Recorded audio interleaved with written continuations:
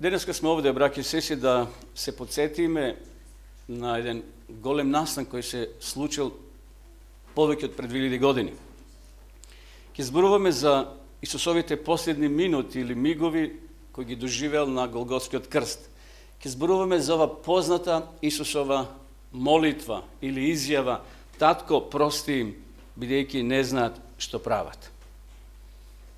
Интересно, тој петок Исус почувствувал горки зборови кои му биле упатени, тешки зборови и оптужби. Толпата зборувала: ако си син Божи, слегни од крстот.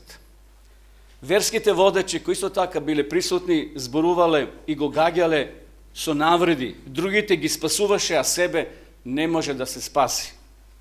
Војниците исто така му префрлувале: ако си крал, ако си цар на евреите, ајде, направи нешто, спаси се.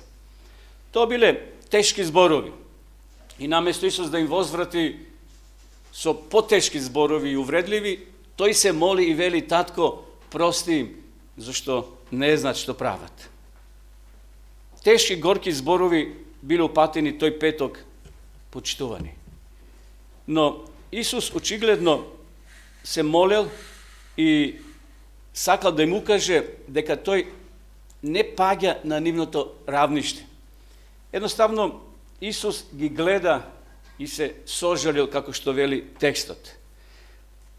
Тоа биле тешки зборови, зборови зачинити со сарказам, со омраза, со навреди, омаловажување и така натаму, со понижување. Не било доволно што физички го ранеле и го скршиле неговото тело, сега сакале да го скршат дури и неговиот дух. Очигледно, тоа не било доволно за нив, кога го гледале Исуса така раснат, кој висел на Голготскиот крст. Исус вели: Татко, прости им, бидејќи не знаат што прават. Очигледно некои знаеле што прават, но имало многу луѓе кои не знаеле што прават. Биле поведени од таа толпа, од тие верски лидери, од тие верски водачи. Нивните зборови биле искажени, почитувани со намера да повредат. Знаете, кога некој со намера ќе ти каже некој тежок збор, и тогаш ние велиме: подобро да ме удреше, отколку да ми ги кажеше тие зборови. Ако си син Божи, ајде, симни си. Значи, сакали да го омаловажат Исусовото потекло, да кажат: па знаеме кој си, ти си таму од Витлеем, ти си односно од Назарет, од едно сиромашно семејство, семејство кое не е познато во јавноста, а сега се нарекуваш цар и си организирал група која те следеле. Очигледно сакале во сршта, во духот да го скршат Исуса.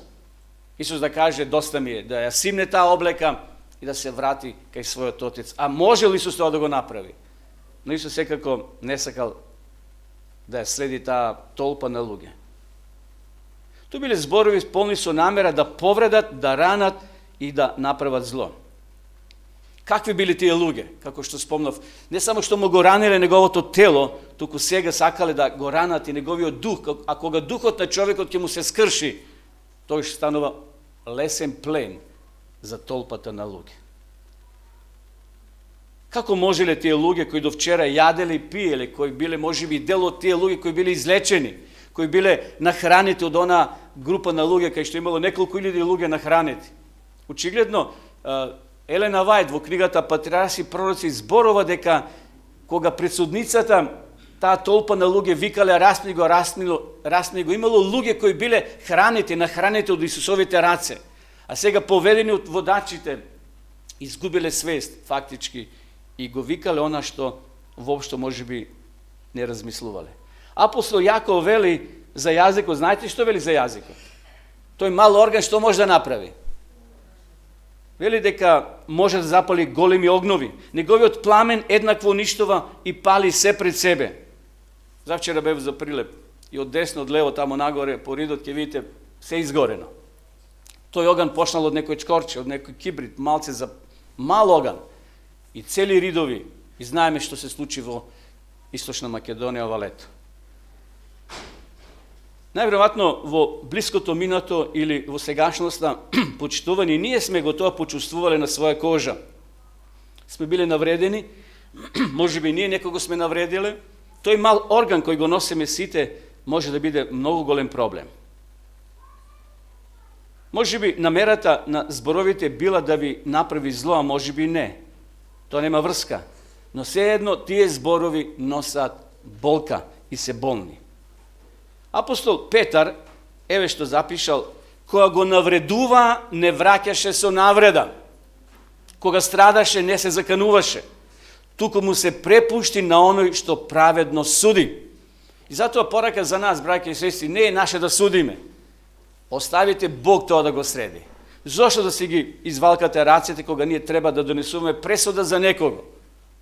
Бог оправдува и Бог осудува. Текстот вели, Петар вели, кога го навредува, а го навредувал Исуса. Тој не враќаше со навреди. Кога страдаше, не се закануваше.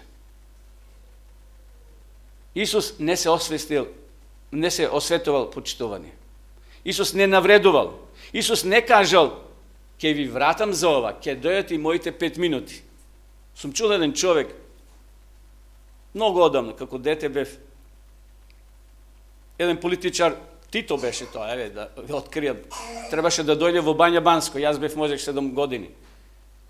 И чекавме на раскрсница превоз, тогаш со запрежни коли, ретко имаше кола, или камиони, или тракторски приколици. Еден човек чекаше, не го качи тој преходниот, и тие зборови се уште ги паметам, ќе дојдат и моите 5 минути, ќе видите. Како да се закануваше на шофер што не го качи на приколката, за да отиде во Банско, а не од Колешино 5 километри пешки одија или запрежни коли, тракторски приколици и така ната. Исус можел да каже, ќе дојдат и моите 5 минути, ќе ви се осветам. Ајде, качете се горе, па биете фраери. Може Исус така да каже. Можел да каже, само кога ќе воскреснам, ќе видите вие. Не, такви зборови не можело се чуат од Исусовата уста. Што направил Исус? Петар вели, случајот го предал на Отецот, на Таткото. Го препушти на оној што праведно суди. Браќи и сестри, Исус не се одмаздувал, а можел, имал право, под наводници, но Исус не сакал да ја злопотреби својата моќ, својата сила. И тој се моли. Што прави Исус? Татко, прости им, зашто не знаат што прават. Јас никогаш, ама баш никогаш не може да го разберам Исуса, браќа и сестри. Да ја разберам ова негова изјава. Ако некоја личност имала право на освета, тогаш тоа бил Исус Христос. Но Исус не се осветувал. Не знам, не познам таква личност, да ти прават зло, да те боцкат, да те удараат, да те раснуваат, а ти да се молиш, татко, прости им, зашто не знаат што прават. Може би некои навистина не знаеле, но некои плански го правеле тоа. Поготово невојниците. Јас споделив на Фејсбук една изјава овие денови, дека Исус не страдаше од римските војници, туку од кого? Од своите најблиски. Имаше разни коментари. Да. Римските војници само биле физички тие кои го раснали Исуса. Но оние другите, зад завесата, зад пердето, оние верските фанатици и водачи, тие предонеле, тие го мобилизирале народот и викале расни го, крвта негова на нашите деца. Понекогаш јас се чудам, кога ја гледам Христовата љубов, колку бескајно ги толерира луѓето, иако бил во болка. Но тој се моли, вели, татко, прости им, зашто не знаат што прават. Бернард Хуго Гец. Сигурно немате појма кој е овој човек. И јас немав, додека не ја приготвив ова тема, додека не најдов нова личност. Пред да прочитам на текстот малце повеќе, еве за кој станува збор. Бернард Хуго Гец ги дигнал во воздух 4 улични напаѓачи во метро во Њујорк 1984 година. Тој моментално таа година станал херој во Њујорк. Сите почна да го обожаваат. Една популарна, позната актерка му пратила телеграма со зборовите: многу љубов и бакнежи од мене. се печателе мајци со лого на неговото име, на кој пишувало уништувач на убийци. Се појавиле мајци на продажба на улиците во Њујорк. Една рок група напишала дури и песна во негова чест. Луѓето давале многу пари само тој да им биде телохранител. Тој направил нешто што секој граѓанин би го направил, условно кажано. Зашто тој убил и ранил 4 момчиња, младичи, кои пред тоа убиле 1981 година многу луѓе во метро. И сега тој купил оружје, се приготувал во самоодбрана. И 1984 година ги гледал тие кои сега него го нападнале. И тој во самоодбрана ги убива, односно едниот останува трајно инвалид. Тој пружил отпор, страст за одмазда, страст за освета. Ајде да го прочитаме. Бернард Хуго Гец е најпознат по својот прекар будење во метрото. По нападот во 1981 година Гец бил бесен поради недостатокот на гонење и тројцата напаѓачи тој одлучил да започне да носи пиштол за заштита и во 1984 година 4 тинеџери повторно му пристапиле на Гец. На овој пат Гец ги застрелал 4. Еден од нив останал парализиран, Дарел Кабеј. Случајот го направил да стане народен херој за некои њујорчани, кои веруваат дека неговите постапки се оправдани во кривичното судење. Гец бил ослободен од обвинението за обид за убиство, но бил прогласен за виновен за нелегално поседување огнено оружје. Подосна поротата во граѓански процес му доделил на Кейби, оној ранетиот, го оправдал, односно судот во негова полза пресудил и неколку милиони да плати оштета и Гец отишол во банкрот. Не е тоа важно. Поентата зошто го спомнав овој човек, затоа што преку ноќ станал херој. Што направил тој? Се осветил и ги задоволил срцата на милиони луѓе, кои со така го посакувале тоа за овие 4 момчиња кои сееле смрт во улиците на Њујорк. Но, почитувани, какво добро омразата донела кога и да е. Каква надеж создава бесот. Ако тие војници го плукале, го вреѓале Исуса, ако тој возвратил, докаде би тоа одишло? Дали би се решил проблемот? Дали овој човек го решил проблемот на криминал, на разбойништво во Њујорк? Дали го решил проблемот во метрото доле, во подземните овие превозни средства? Сигурно не ги решил. Меѓутоа, човекот во миг, кога ќе се случи такво зло, адреналинот расте за освета. Кои проблеми биле решени со одмазда? Не треба да ја осудиме јавноста во Америка, што го поздравила како херој личноста која возвратила. Но какво добро донела неговата постапка? Дали тоа навистина е вистински начин за борба против криминалот? Дали улиците и метрата поради тоа се посигурни и послободни? Не. Лутината не може тоа да го постигне, почитувани. Бесот само ја задоволува и ја храни жета за одмазда, која го храни нашиот бес. Тогаш човекот е вознемирен, а кога е бесен, не гледа повеќе од носот, што би се рекло. Исусовиот одговор е интересен. Луѓето се бесни, викаат, на тој начин мислат дека ќе го решат проблемот, но Исусовиот одговор е многу интересен. Татко, прости им, зашто не знаат што прават. За кого Исус овде се моли? Дали само за толпата која е пред нив? Да, Исус ги гледа пред себе учениците, војниците, фарисеите, садукеите, црковните учители, но Исус во подалечната иднина те гледа и тебе и мене, сите нас. Исус се моли во таа молитва и за нас не опфаќа. Татко, прости им, зашто не знаат што прават. Тој начинот, почитување на кој Исус ги решава проблемите. Како Исус ги смирува духовите. Да погледнеме повнимателно, почитување. Исус ги гледа пред себе луѓето кои биле исполнити со крвожедни очи. Лицата им биле искривени и подготвени за одмазда. Но Исус сега ги гледа луѓето на друг начин. Тој не ги смета за зла толпа, туку за овци без пастир. И зато пишува таму во Евангелието спред Јована, луѓето се како овци без пастир. Знаете кога овците се без пастир? И во вода може да се удават, и да влезат во некоја туѓа нива, и да направат зијан. Сите ние сме како овци без пастир, почитувани. Тоа важи и за нас денеска. Исус се моли и за нас кога сме бесни, кога сме грешни, кога ќе направиме некоја постапка што не е според неговата волја. Исус се моли и вели: татко, прости им, зашто не знаат што прават. Ние едноставно не знаеме да ги решиме нашите проблеми. Ние не знаеме да одговориме на нашите прашања за љубовта и страдањето. Ние не може да ги решиме проблемите зошто старееме, зошто умираме. Се уште нема лек за старост. Да се стопира негде на 35 години, 40 или 50 години. И на крај доаѓа смрт. Иако библиски знаеме зошто старееме и зошто умираме.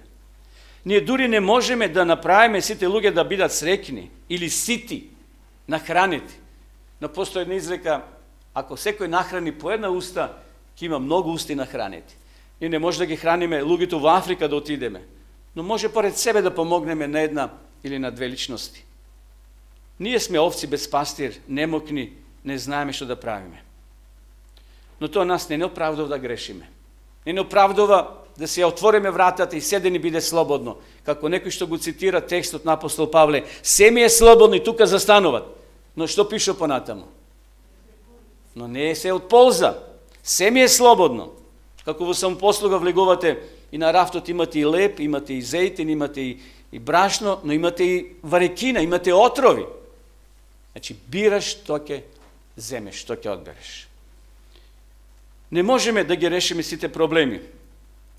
Ова не го оправдува намерите возачите да ги газат децата, педофилите и делирите на хероин или оние кои физички, емотивно се злословуваат едни со други. Сепак тоа помага да се објасни зошто тие, па и ние правиме такви лоши работи. Сите ние сме во исти кош, браќа и сестри. Некој може долу, некој во средината, некој погоре. Исус се моли за сите и вели: татко, прости им, зашто не знаат што прават. Тука на крстот Исус не учи, почитувани, да знаеме како да се однесуваме. Луис Смит, еве што кажал: повеќе за него не размислуваш како за личност која те повредила. Значи, овој човек зборува како да се однесуваме кон они кои се полоши од нас или не повредиле. И тој вели вака: повеќе за него не размислуваш како за личност која те повредила, туку како за личност на која си и потребен.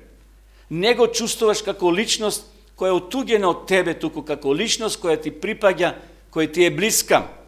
Еднаш си го жигосал како личност, мокна во злото, но сега го гледаш како личност слаба со своите потреби. Исус на крстот ова не учи, почитувани. Исус кога вели: татко, прости им, зашто не знаат што прават, всушност ова го кажал во индиректен начин како овој господин Луис Смит. Значи, Исус не ги гледал толпата луѓе кои го тепале, кои го ударале предходната ноќ, си играле мајтап со Исуса, знаете, го ударале по главата и му велеле: кој те удри, ај погоди, зашто мисли дека Исус е Бог, дека е пророк, се знае. Но овој човек не учи индиректно како Христовата молитва. Да не ги гледаме луѓето како личности кои не повредиле, туку како личност на која им сме потребни, да им помогнеме. Еднаш, може би сме го жигоселе некого или нас, но сега го гледаш како личност слаба во своите потреби. Секој од нас има потреба, почитување. Секој од нас е личност. Секој од нас може да погреши. Повторувам, кога го читам овој текст, тоа не значи некого да се помилува, да се оправда како недолжен, да се дозволи повторно да те нападне и да го прави злото постојно. Но тоа значи еден нов, грижлив став сега кој го имаш кон таа личност. Како кон некого на кого си му потребен, грижејки се за доброто на таа личност. Всушност, браки и сестри, тоа е и поентата на Христовата смрт. Тоа е и делото на она што Исус го направил за нас. Доброволно дошол да умре за сите. Па Павле вели и за оние кои го прободува Исуса Христа. Ова гледка е страшна, да ги гледаме овие трња, овие глогови, како се викаат, оние боцки долги, кои се зареле во челото, во главата на Исуса Христа. Сеќавањето на Исусовата смрт и страдање наместо нас и за нас не треба да не поттикне да паднеме во очај поради своите гревови. Ако така направиме, ѓаволот успел тогаш. Кога сме сгрешили, тој вели, гледаш, сега си грешен. Не треба да одиш во црква, не треба да примаш света вечера, не треба повеќе се молиш, не треба повеќе да повикваш луѓе кои можеби се подуховни од тебе. Остани си таму. Илија го доживел сличното. Пророк Илија, кога Језавелја испратила телеграма до сета војска и полиција, ако го најдете ова лице, веднаш да го фатите и ќе биде убиен. Илија слушнал за таа порака. Потерница била испратена по цела Јудеја. А Илија каде бил? Таму сокрен во една дупка, во пештерата, и се моли, вели, Боже, сакам да умрам, подобро отколку да паднам во рацете на војниците од Језавелја. Гледате, кога човекот е слаб, ѓаволот доаѓа уште повеќе ќе те притисне и ќе рече, ти не вредиш повеќе да живееш. И многу луѓе одаат да си го решат проблемот, одземајќи си го животот. Да, нашите греови се нешто грозно, нешто страшно. Мора да сватиме дека нашите греови донесуваат страдање и нами, на другите, и на се жалост на нашиот небесен татко. Но да не очујуваме, да ја запаметиме молитвата на Исуса Христа. Татко, прости им, зашто не знаат што прават. Исус и денес се моли за тебе и за мене. Исус е наш застапник. Тој ги прима нашите молитви и тој не представува пред својот Отец, зашто го има тоа право. Тој го положил својот живот за сите нас. Еднакво како што Исус се трудел да ги разбере сите кои биле пред него, да не ги осуди, и денеска Исус те разбира и тебе. Исус денес ја разбира твојата и мојата ситуација. И токму Исус воспоставил ваков обред. Овде е чашава и лебот, символ на Христовото тело и на Христовата крв. И Исус вели, правете го за мој спомен додека не дојдам. Исус знае дека ние ќе имаме падови, ќе имаме качување, но некојаш ќе дојде и некоја слабост. Некој сомнеш ќе се појави. Кога во големиот ум на Јован Крстителот дошла сумња или сомнеш, и кога рекол дали е тој или други да чекаме. Знаете за Јован. Но Исус ќе го пофали Јована дека не се родил поголем човек од жена од Јована Крстителот. Браќи и сестри, денеска Исус се моли за нас и вели, татко, прости им, зашто не знаат што прават. Тој ги разбира условите во кои сме пораснале и живееле и се уште живееме. Ако некој друг не разбира, Исус не целосно разбира, браќи и сестри. Затоа да не осудуваме, да не се осудуваме себе си ниту други, бидејќи ниту Христос не ги осудува оние кои биле поред него. Ајде на крајот да завршам со ова мала приказна сторија за најскапиот дијамант. Пред неколку години бил пронајден еден дијамант, парче дијамант, племенит камен во афрички рудник. Тој бил подарен, се вели во овој текст, во овој пример, на кралот на Англија, да биде поставен на круната на државата. И се вели понатаму дека кралот го примил тој дијамант, тоа парче, тој племенит камен и го испратил во Амстердам, во Холандија за брусење. И ова задача му била подарена или поверена на најискусен златар, човек кој има најголем искуство во светот. И што мислите што направил овој човек? Го зел дијамантот и се вели овде во текстот, направил еден рез, значи зел чекан и глето и пукнал на два дела овај дијамант. Специјален секач. Овој дијамант човекот го наблюдувал неколку денови или седмици. Правил скици, планирал, го испитувал каде да удри, точно каде да биде процепот или резот. И на крајот се решава и го раздвоил на два дела. Би рекли каква штета, но не било така. Златарот, реков, го проучувал и планирал каде да го пресече диамантот. Изработувал скици, модели. Многу внимателно го проучувал неговиот квалитет, недостатоците и неговите линии. На човекот му било доверено, значи, и на крајот вие погледнете како бил изработен тој диамант. Значи, тој бил врховен човек. Во цел свет немало таков специјалиста за изработка и за уредување, за брусење на диаманти. Тој удар не било грешка. Тој било резултат на неговата вештина и студија. Кога го пресекал диамантот, знаел дека тоа ќе го доведе скапоцениот камен до совршенство. Овој удар едноставно не го уништил диамантот, бидејќи од неговите две половини биле создадени прекрасни скапоцени камења, што вештото око ги видел во грубиот камен.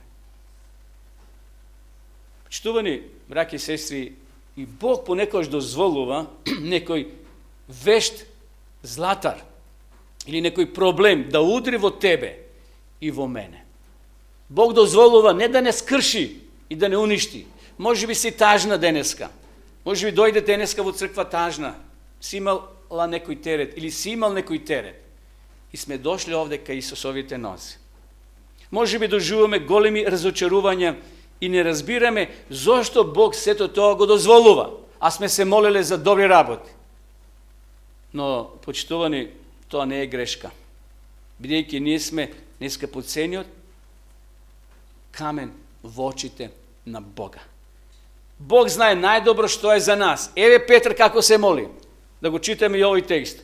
Дозволете од самите вас, како живи камења, да се изгради духовен дом, свето свештенство, за да принесувате духовни жртви, кои му се пријатни на Бога преку Исуса Христа.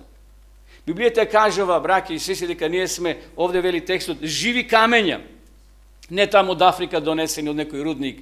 Секој од нас е скапоцен камен, скапоцена личност во очите на Бога.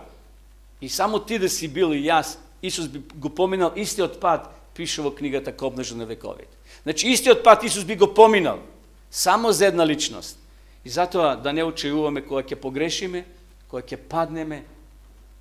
Знаете, кои деца се најсакани од родителите, кога се мали? Кои се деца? Болните, така? Најмногу мајки те посетуваат внимание за болното дете. Ако има 3-4 други дечиња, тие се здрави, шетат, играт, трчат, но сето внимание се насочува кон тоа болно дете.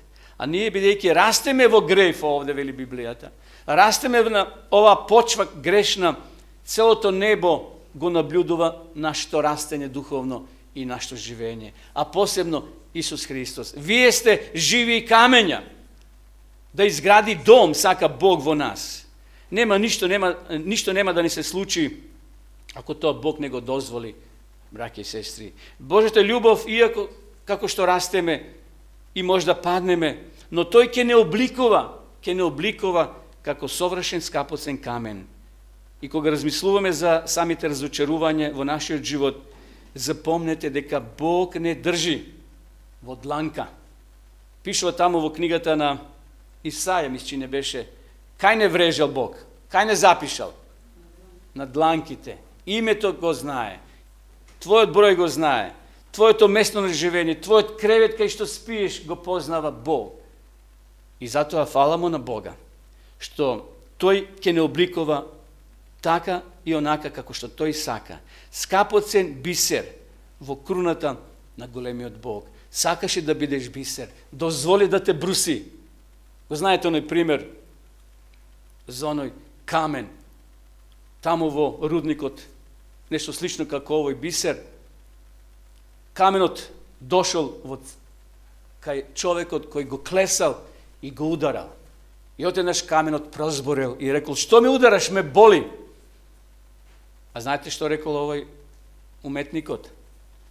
Камено, камено, ако не те ударам, ако не те изработам, никош нема да дојдеш во центарот на градот и сите да ти се восхитуваат и да се кланят пред тебе. Ке останеш вечно камен таму во рудникот.